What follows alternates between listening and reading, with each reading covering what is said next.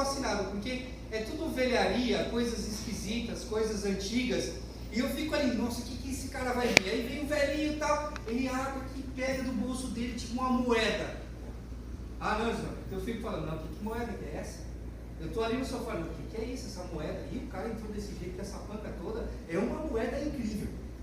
E aí, todos que entram lá têm uma perspectiva de que eles vão apresentar àqueles homens algo assim que eles nunca viram. E a primeira coisa que acontece é que os caras sabem do que se trata.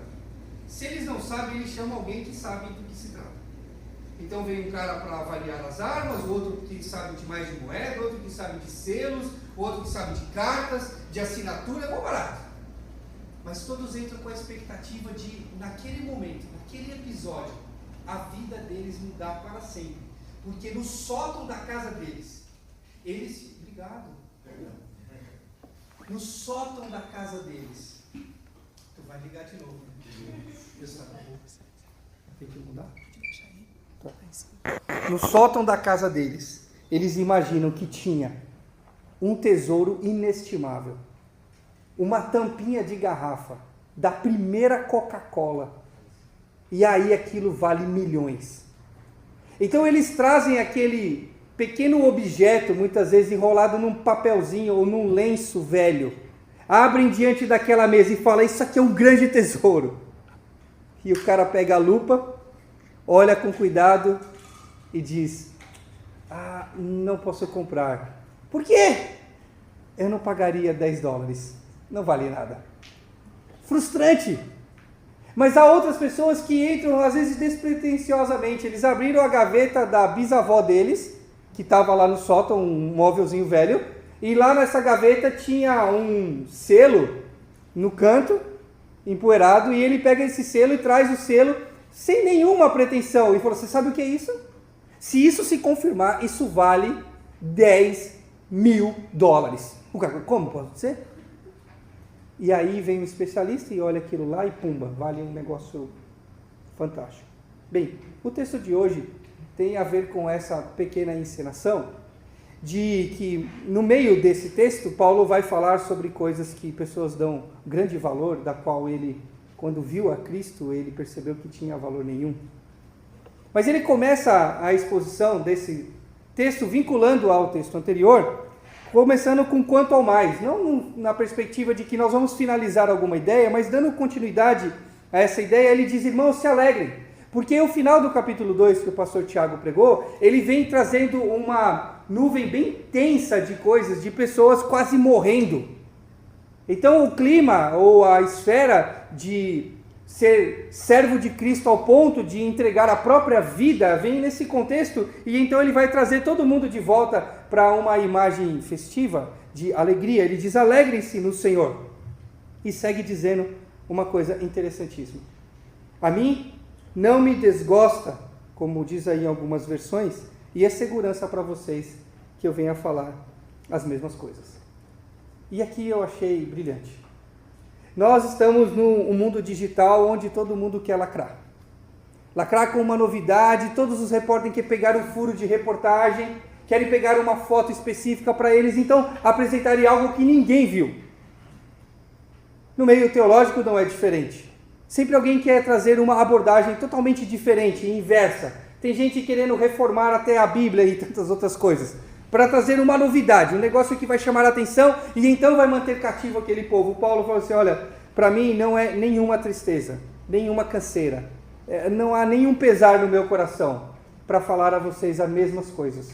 Então eu queria já aplicar essa primeira introdução, dizendo que a nossa alegria deve ser, por toda a nossa vida, falar as mesmas coisas. As mesmas coisas que ele vai dizer aqui e as mesmas coisas relacionadas ao Evangelho. A sublimidade de Cristo, aquilo que de fato tem valor, aquilo que o mundo pode olhar como algo de nenhum valor, embrulhado ali numa história, mas quando ele é descortinado, quando ele é aberto, quando ele é revelado, ele é a mais sublime das revelações que o mundo já viu. Talvez ninguém esteja entendendo o valor disso, até alguém de fato, um especialista, olhar e falar, veja o valor que isso tem. Diante de um mundo, então, onde estão tão interessados com novidade, e talvez Paulo aqui estavam percebendo que na igreja de Filipos havia muitas pessoas trazendo novidades doutrinárias, revelações maravilhosas, ele falou, vou dizer as mesmas coisas. E então ele faz aí uma série de exortações no verso 2 muito interessante. Ele diz: acautelai-vos dos cães, acautelai-vos dos maus obreiros, acautelai-vos da falsa circuncisão. E eu gostei demais de um comentário que falou o seguinte: assim como na perícope anterior tem 3 pessoas em cena, Paulo, Epafrodito e Timóteo, que na verdade juntos simbolizam a mesma perspectiva de um servo que doa a sua vida até o fim pela causa do Evangelho. Então a ideia de 3 pessoas que simbolizam a mesma perspectiva de um servo entregue. Aqui 3 representantes, o cão, o mau obreiro e o falso circunciso, representam a mesma perspectiva de uma única falácia ou um único grupo de pessoas, provavelmente judaizantes, que estavam trazendo novidades e queriam contaminar o povo ali, mostrando o seu pedigree, mostrando a sua história, contando o seu caso e dizendo, tem muito valor. Então Paulo vai dizer aí para eles, cuidado, que tem o sentido dessa palavra de discirna, examine, inspecione. Não é só falar assim, evite, mas presta atenção neles. Dá uma olhada com mais acerto. Perceba em detalhes quem são esses homens. Eles mais se parecem com cães, que não tem nada a ver com docilidade e amizade, um grande amigo do homem, mas aquele que fica revirando lixo e vagando por territórios. São maus obreiros ao invés daquilo que eles falam que detém a verdade, são bons obreiros, tem a sua história ali, e são falsos circuncisos, que a palavra que Paulo usa é gente mutilada, que fez um corte na sua carne, mas isso não desceu para onde deveria descer, que era para o coração. Então Paulo está exortando os irmãos a discernirem sobre esses líderes que chegavam ao redor da igreja. Então aqui muda o teor da carta, ele começa numa perspectiva de trazendo alegria e agora ele vai dar uma exortação. Alguns poderiam imaginar que essa perspectiva, ela não é tão cuidadosa, onde nós vamos se alegrar se na sequência ele exorta. Mas isso é uma coisa muito importante. Um dos fatores que precisa acontecer no meio cristão é a exortação em amor. Muitas vezes eu fiquei muito chateado comigo mesmo. Fui para casa, olhei no espelho bem na minha cara e disse, você não ama o seu irmão. Bem na minha cara eu falei. Porque eu evitei falar alguma coisa que eu tinha percebido que era ruim na parte dele. É muito difícil falar a verdade, ser franco com alguém. Quantos contornos um brasileiro não dá para poder ser franco com alguém, não é verdade?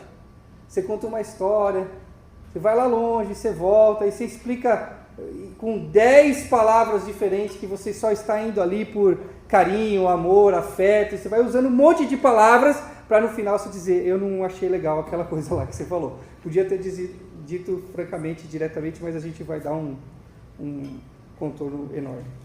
Bom, na exposição das mesmas coisas que Paulo introduz aí no versículo 1, a mesma coisa que ele diz é que a marca física, como um ato apenas exterior e não como uma marca de separação, é na verdade uma mutilação tola. Alguns homens poderiam se vangloriar naquela comunidade ou ao redor deles ali, porque eles tinham sido circuncidados. No verso 3 ele diz, porque nós é que somos a circuncisão, nós que adoramos a Deus no Espírito e nos gloriamos em Cristo. O que Paulo está dizendo é que aquilo que eles diziam ter grande valor na comunidade, da qual foi tema de concílio no primeiro século, se deveria ou não circuncidar, deveria ou não fazer essa marca exterior. Mas eles não lembravam que o próprio Jeremias já tinha dito, em Jeremias 4,4, dizendo, circuncidai-vos para o Senhor, circuncidai o vosso coração. Aquilo que Deus instituiu na pessoa de Abraão deveria ser um símbolo externo, físico, um memorial, mas que mostrasse a todas as futuras gerações que aquele povo tinha um compromisso de coração com o seu Deus, e não apenas algo unicamente exterior. Em vez de confiarmos na carne, ele diz, Esse paralelo eu achei muito interessante. Um adorador verdadeiro é alguém que decide de coração confiar no Senhor. Ele não se apoia naquilo que ele recebeu dos seus pais ou naquilo que ele mesmo conquistou. Ele não se apoia nas suas decisões, na sua sabedoria, mas ele se apoia única e exclusivamente no fato de ter Cristo feito a obra na sua história. A verdadeira circuncisão é uma circuncisão no coração, aonde deliberadamente nós decidimos não confiar na nossa carne, mas depender totalmente, exclusivamente do Senhor. Esse paralelo do versículo 3 é muito interessante. Ele diz, porque nós é que somos a verdadeira circuncisão, porque nós adoramos a Deus em espírito e não nos gloriamos em Cristo e não confiamos na nossa carne. Ele faz esse paralelo entre aqueles que estavam ali se vangloriando de uma marca externa em detrimento de um coração de fato convertido ao Senhor.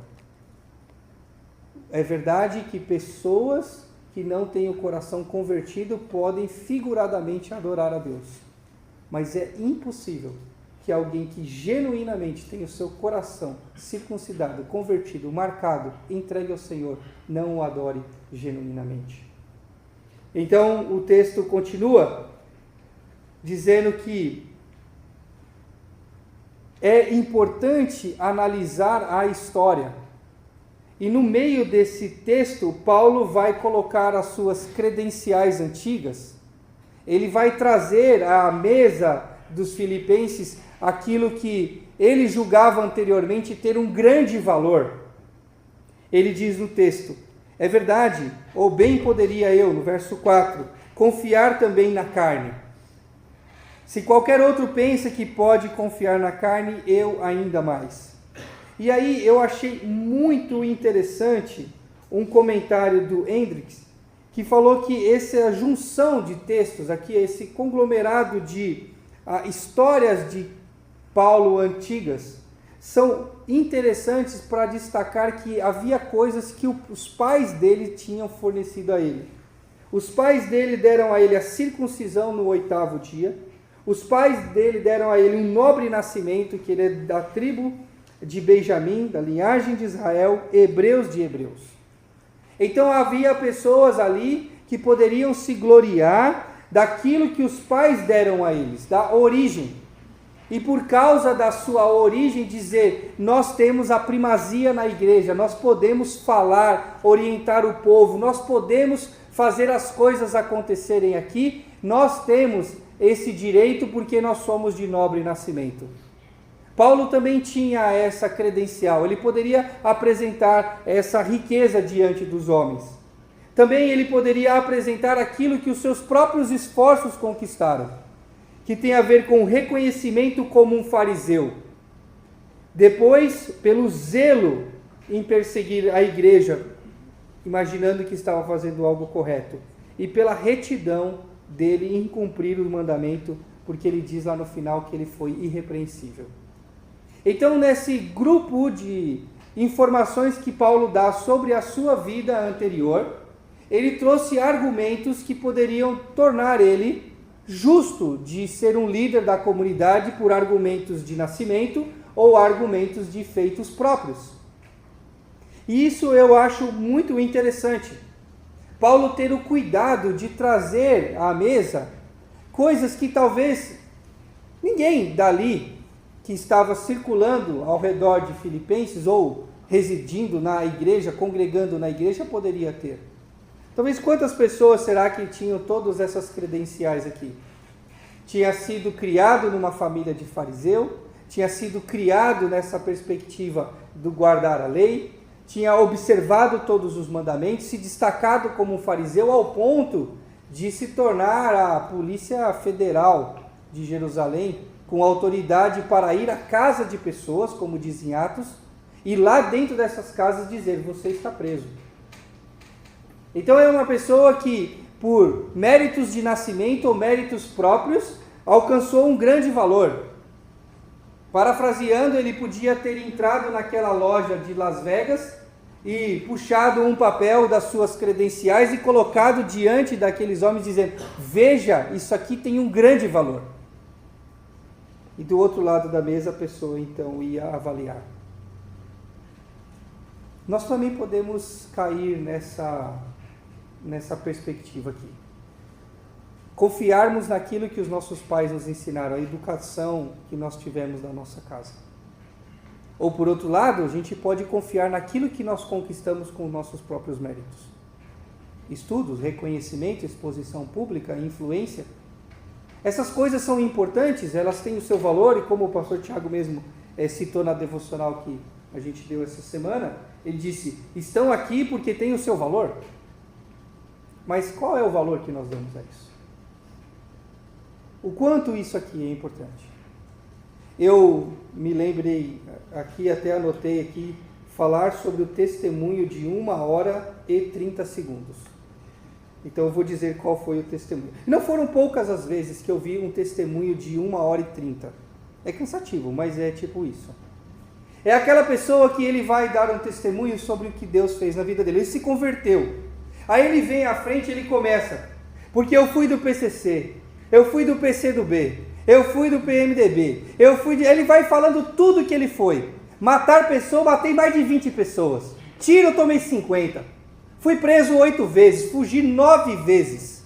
Eu pulei muro, eu escalei montanhas. Eu comi cachorro morto. Ele vai dando o testemunho dele e a igreja vai dando glória a Deus e fica maravilhado com aquela vida daquele cara pregressa. Eu vi um testemunho um tempo atrás no YouTube, eu não sei se é verdade. O cara disse, eu tomei 52 tiros.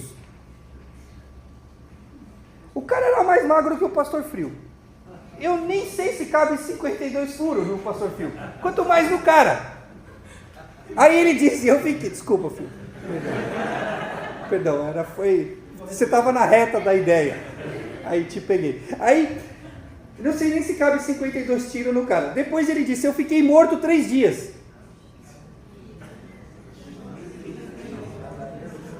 E aí a enfermeira lá do necrotério abriu minha gaveta. E eu despertei. O cara, é forte, né, Val? É forte. O cara contou a história dele, ele falou da história dele. Se é verdade ou não, Deus o sabe. Mas o que é muito interessante para mim, é que às vezes nós ouvimos testemunhos desse tipo, de 1 hora, e nos últimos 30 segundos, o cara fala, mas graças a Deus, hoje eu estou na igreja. Então é uma pessoa que pegou a sua história, pegou o seu conteúdo, seja de pedigree de família, ou seja daquilo que ele fez, e colocou isso como uma coisa extremamente valiosa. O que Paulo faz, a semelhança disso, ele conta as coisas que ele herdou de nascimento, as coisas que ele conquistou com seu mérito próprio, ele coloca diante da mesa, e quando todo mundo vai falar, sim, é exatamente isso que nós também temos esse valor, por isso nós somos igual a você, nós temos a mesma primazia para a igreja, então ele coloca tudo isso de um lado da balança e coloca do outro lado a pessoa de Cristo. Então, no verso 7, ele diz, mas o que para mim era lucro, que era de grande valor, que era estimado, do qual meus pais gastaram muito tempo, dos quais eu gastei muito tempo, tudo isso eu considero perda por causa de Cristo. Então aqui Paulo vai fazer uma guinada na história. Se até aqui aqueles cães, maus obreiros, mutilados, estavam entendendo que Paulo estava falando também sobre eles, se igualando a eles, ou dando a eles algum tipo de expectativa de que eles estariam corretos na maneira de olhar a sua história e por causa da história se colocarem diante do povo e falar, nós temos autorização, autoridade de fazer isso, aqui ele muda tudo. Dizendo aquilo que todo mundo valoriza, aquilo que eu valorizei extremamente, meus pais valorizaram extremamente, isso tem o seu valor, mas jamais poderia ser comparado ao que Cristo fez. A sua revelação, a sua história. Então eu não sei qual é a sua história, eu sei qual é a minha história. E eu já falei aqui outras vezes que às vezes eu gosto de voltar na minha própria história. Para recordar o que o Senhor fez comigo. Trazer à minha memória aquilo que eu era me ajuda a manter firme os próximos passos. Não recuar, não me gloriar, não achar que o que as pessoas estão achando sobre mim é de fato o valor que eu tenho, seja isso positivo ou negativo, mas considerar acima de tudo aquilo que Cristo fez na minha história. Você deveria fazer isso. Que bom que você veio de um lar evangélico, então você tem uma história de um ambiente extremamente favorável a conhecer o Evangelho. Que bom! Mas isso não faz de você ninguém melhor aqui hoje. Que bom que você estudou e prosperou e conseguiu tantas coisas. Que bom, mas isso não faz de você ninguém melhor aqui hoje. Que bom que você está no seminário, aprendendo de tempo integral. Que maravilha! Mas isso não pode fazer de nós melhores do que o povo que nós vamos servir amanhã. Não é essa a credencial que nós precisamos, ou que nós vamos usar para amanhã ter autoridade para falar. Porque o que nós falamos são as mesmas coisas. O que nós falamos é que nós não confiamos na nossa carne, nem naquilo que ensinaram os nossos pais somente, ou nem aquilo que nós estudamos somente. Nós falamos daquele que é a razão da nossa existência. A razão da transformação ter acontecido na minha vida e na sua vida.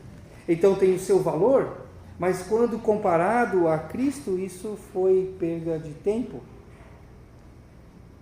Alguns dizem que talvez Paulo aqui esteja sinalizando um lamento por tanto tempo sem conhecer a verdadeira revelação. Sim, ele diz, devera considero tudo como perda por causa do sublime conhecimento de Cristo. Paulo então tinha um reconhecimento de quem Cristo era como o alvo máximo da sua história. Então não era o seu passado, não era o seu zelo pela lei, não era a maneira como seus pais o educaram, não era a sua história seja uma história extremamente valorosa ou extremamente dificultosa, mas sim aquilo que Cristo fez por ele. O sublime conhecimento da pessoa de Cristo ultrapassa todo e qualquer conhecimento que o homem pode produzir, conhecer ou empreender.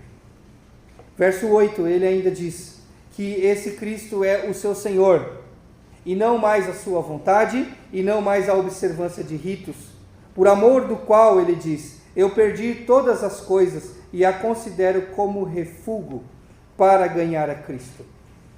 Nós não estamos aqui acreditando que Paulo está dizendo que tudo que foi anterior é de fato um lixo que nem deveria ter existido. Mas o que é claro para nós é que se ele estiver com todas essas coisas, essas riquezas antigas, segurando assim em seus braços, ele não consegue ter também, ou abraçar também a Cristo. Ele precisava colocar isso num canto para poder ter liberdade de então abraçar o Senhor, conhecer o Senhor, mergulhar no Senhor. E aí tem o pedaço de versículo que é um dos que eu mais gosto no Novo Testamento, que é o verso 9, diz, e ser achado nele. Gosto demais disso daqui.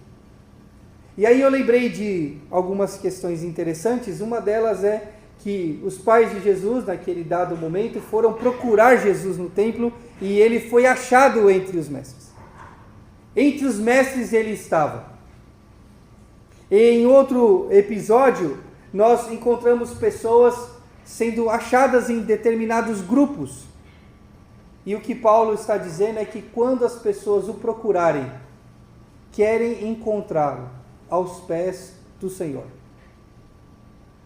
Não somente aos pés de uma tradição ou aos pés de uma perspectiva que ele empreendeu, de alguém que realmente fez muitas coisas, mas aos pés do Senhor.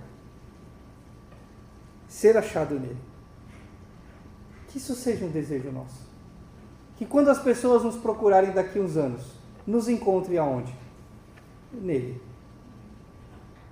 Eu acho maravilhoso. Tem duas cenas que eu sou bem apaixonado mesmo com elas. A primeira é a cena do primeiro amor, do cara que chega na igreja e de repente ele tem um encontro genuíno, aquilo mexe com a história dele, e aí, sei lá, ele pula, ele chora, ele abraça a Bíblia, ele beija todo mundo. Isso é muito legal. Você trabalhar com um novo convertido, isso aumenta a chama em nós também. Esse primeiro amor é encantador, mas há algo que é encantador para mim também.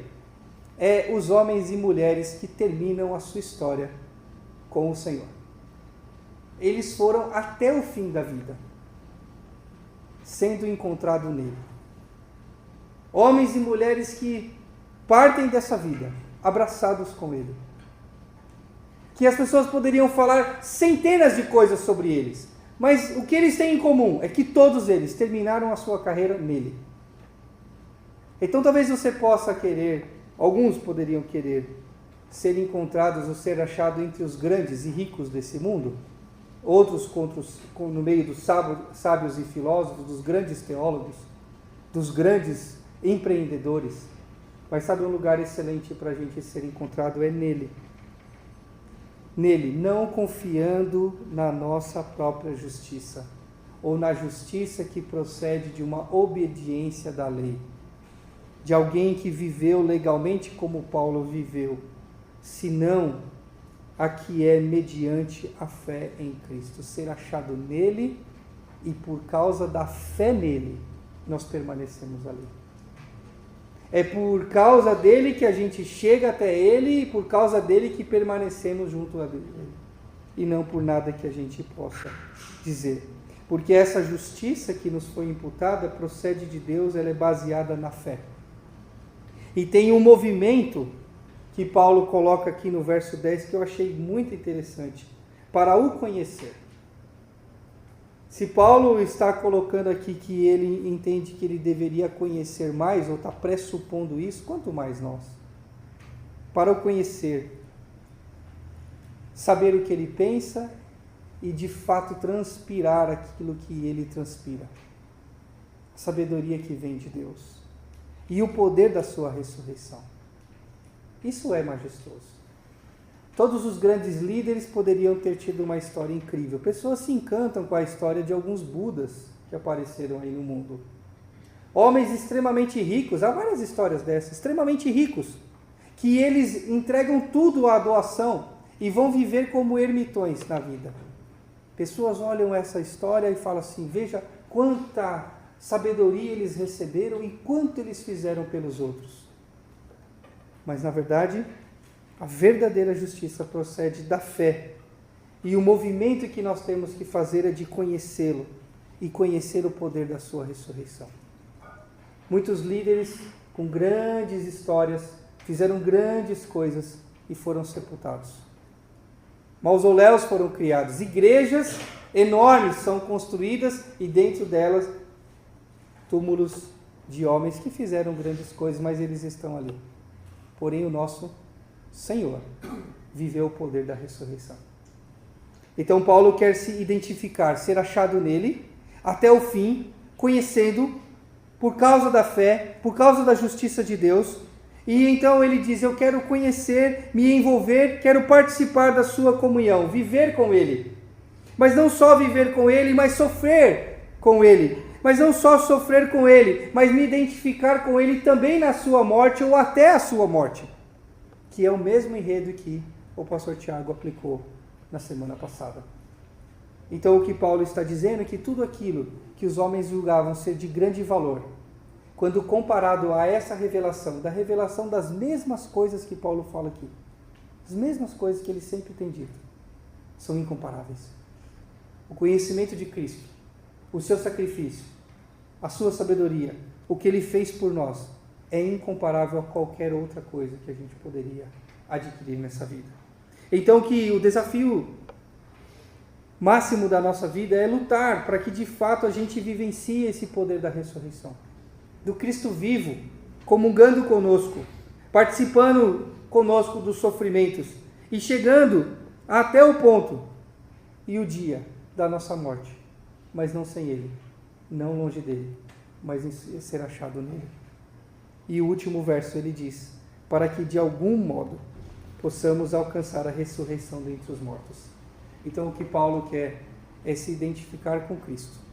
Hoje, durante a sua história, em momentos difíceis, na morte, mas não somente na morte, mas também vivenciando o poder da ressurreição.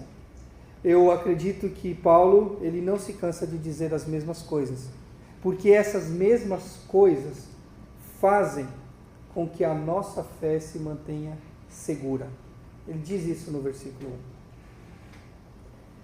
A mim não me desgosta e é segurança para vós outros que eu diga as mesmas coisas. Quais são as mesmas coisas? Que as marcas físicas, seja de história ou seja de empreendimento próprio, não querem dizer que um coração de fato foi entregue ao Senhor. Não confie na sua história ou na sua carne. As mesmas coisas têm a ver com uma análise real da sua própria história. Olhar a Deus passando pela sua história toda e trazendo você até aqui, e isso tem o seu valor, mas não é um grande valor. O grande valor, então, que ele diz, é a mesma coisa que ele diz, está na pessoa de Cristo, que tem a maior e deve ter a maior consideração na nossa história. Então, se alguém chegar para você e falar, conte-me o seu testemunho, você tem 30 segundos, o que você diria? Diga o que Cristo fez na sua vida.